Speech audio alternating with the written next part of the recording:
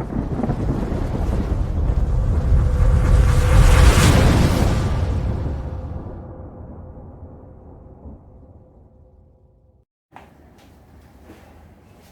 very good afternoon and welcome to a very new subject. I am Sanjay Chaturvedi.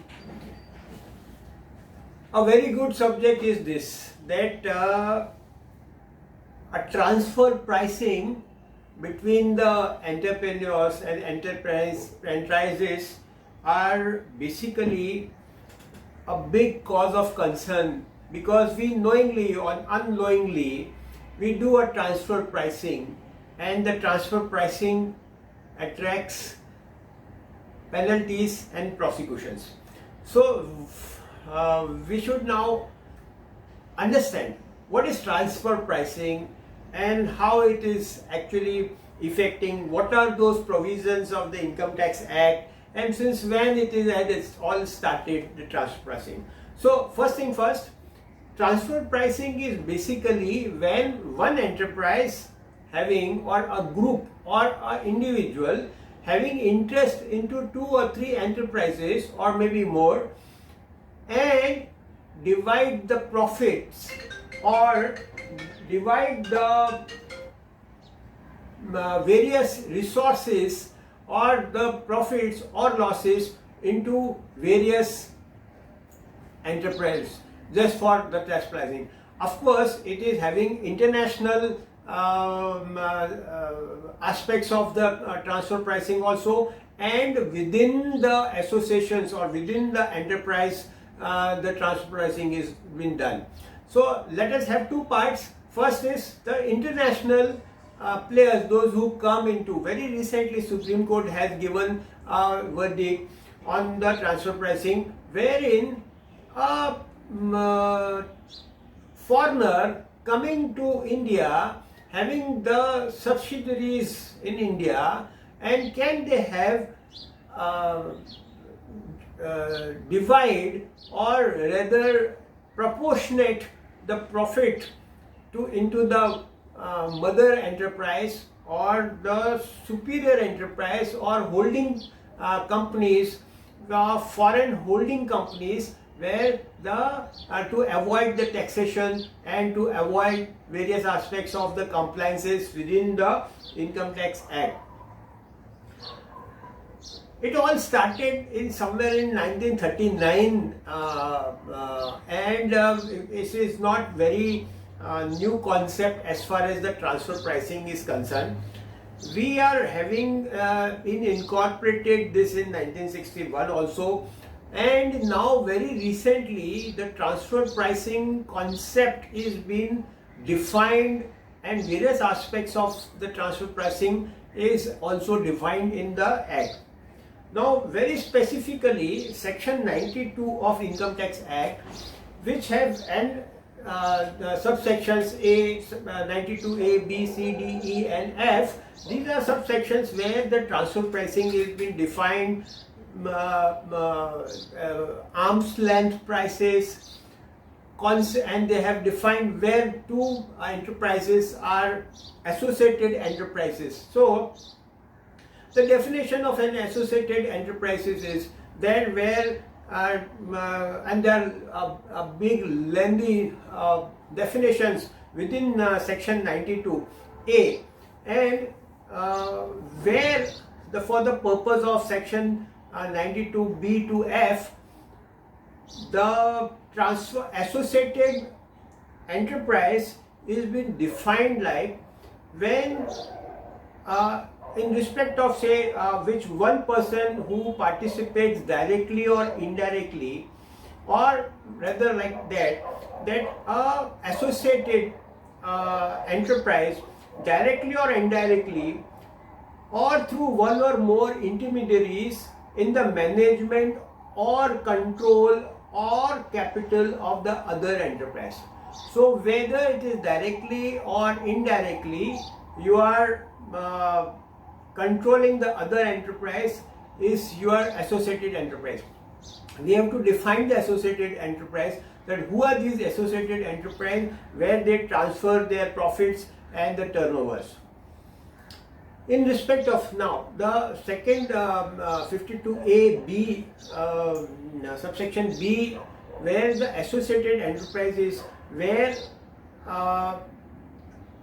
one or more person who participates directly or indirectly or through one or more intermediaries in its management or control or capital are the same person who participates directly or indirectly or through one or more intermediaries in the management or control of capital of the other enterprise. Secondly, the 92A1, that is the definition.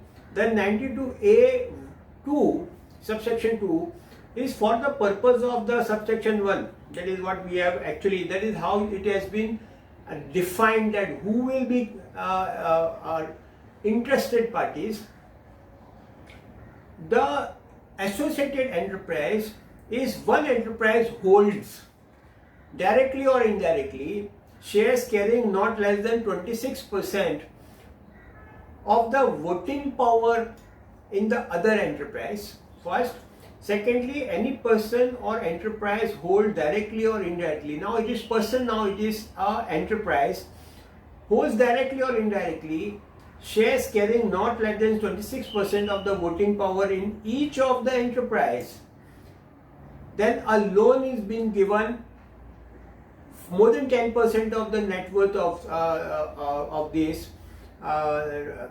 51% of the net worth of the other enterprise, and one enterprise guarantees not less than 10% of the total borrowing of that particular enterprise. More than half of the board of directors or members of the governing board or one or more executive directors or executive members of the governing board of one enterprise are appointed by the other enterprise. Now these are the associated enterprise definitions which is defined under the Act. The manufacturing or processing of goods or articles or business carried out by one enterprise is wholly dependent on use of the know-how, patent, copyright, trademark, licenses, franchises, or any other business or commercial rights of similar nature, or any data, documentation, drawing or specification related to any patent, invention, model, design, secret formulas, or process of which the other enterprise is the owner, in the respect of which the other enterprise has exclusive rights. So when you are having monopolizing the trade activities through patent, design, know-how, process, and the other enterprise is absolutely dependent on you. So that is the associated enterprise.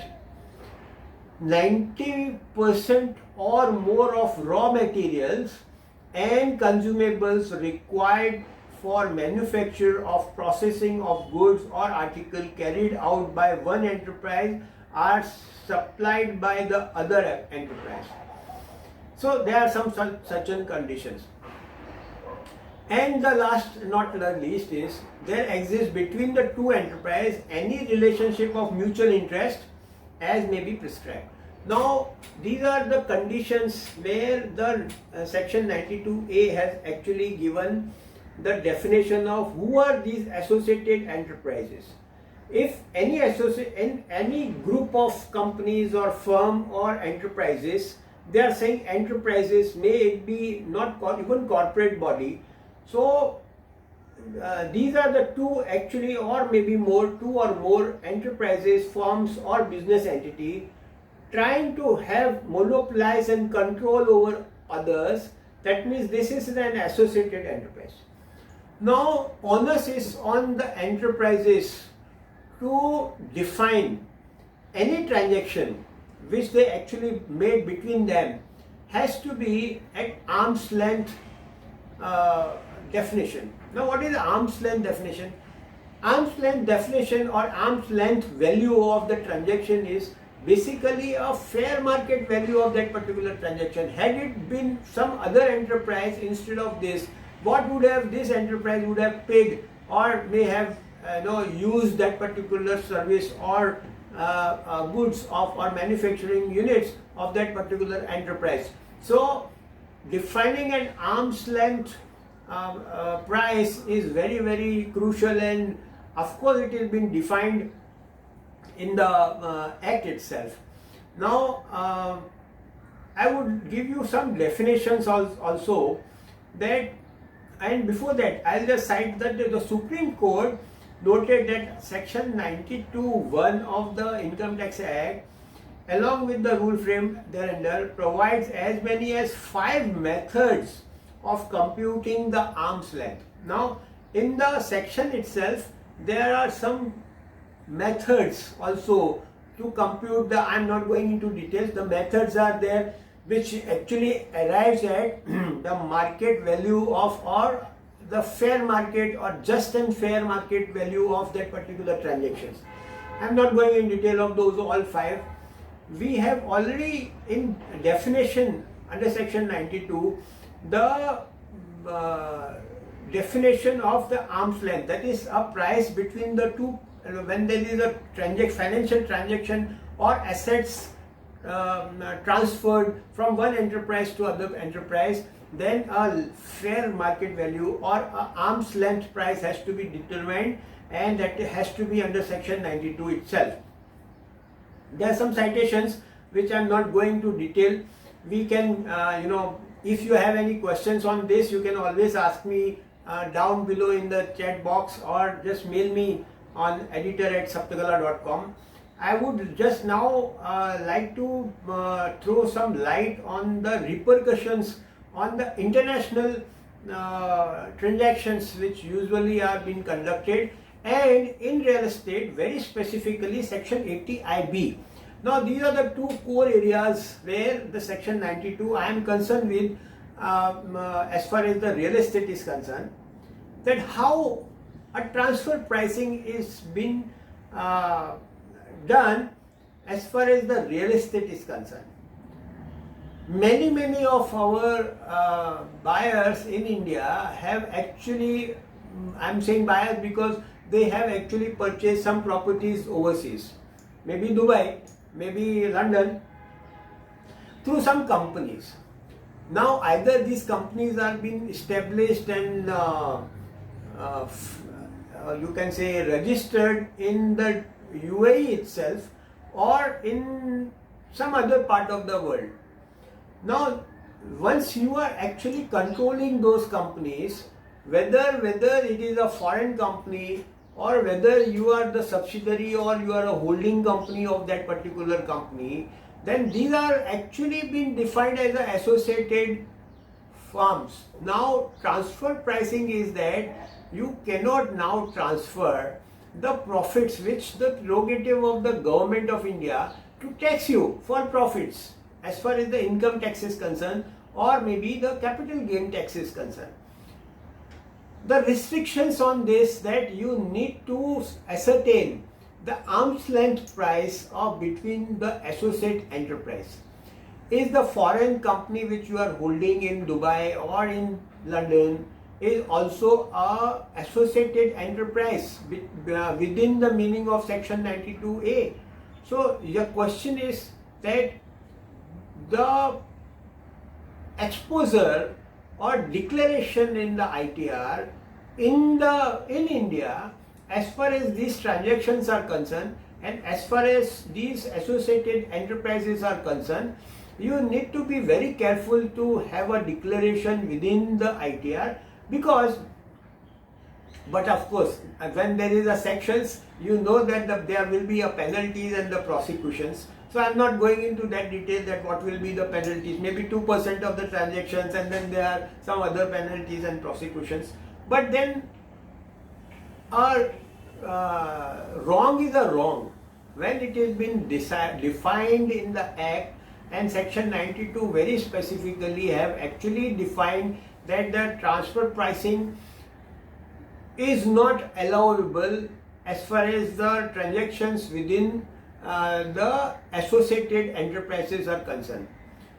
Now, what is Section 80IB? Very specifically, these were the exemptions which actually have been recognized by Section 92, where whatever exemption has been given under Section 10 or 80 or various other sections of 80C, D and 80IB.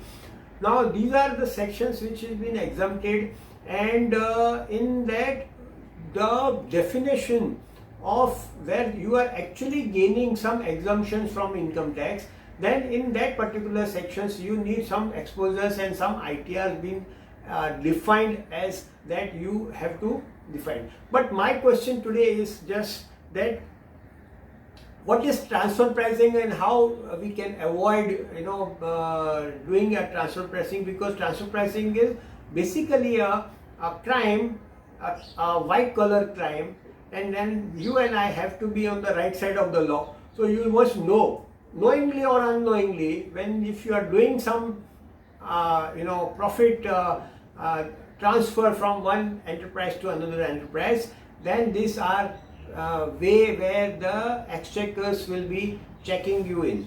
Now I think I've covered most of the part. Small thing on the dispute resolution mechanism, where some advanced pricing and agreements are being done, some capacity buildings are being done, and we also have various other sections which I may be covering in some next few other related topics, where it will be coming, say maybe Section 80IB or some other sections.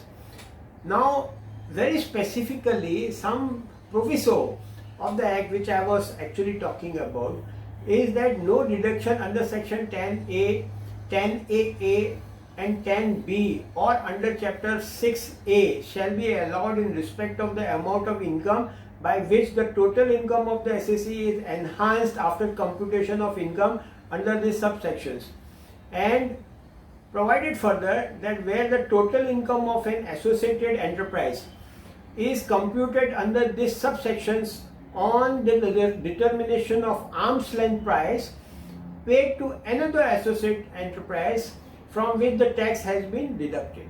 So you need have read the sections 10, 80 and 80IB very specifically into going into detail as far as the transfer pricing is concerned. So I have just introduced the subject. We can go into intricacies of this. We can always have very detailed, because it's not small subject, it is a big subject. Every price or every transaction between the enterprise or every profit centers or avenues between the enterprise and associated enterprises should be actually looked at from the angle of the transfer pricing, whether you are also doing it, because many of time what we do is that a single person have 2, 3, 4, 5 private limited companies. He is in directors holding more than 26% in various enterprise, and within the enterprise, suppose if you are actually transferring the profits or maybe having some transactions, you be very careful as far as the arm's length prices are concerned.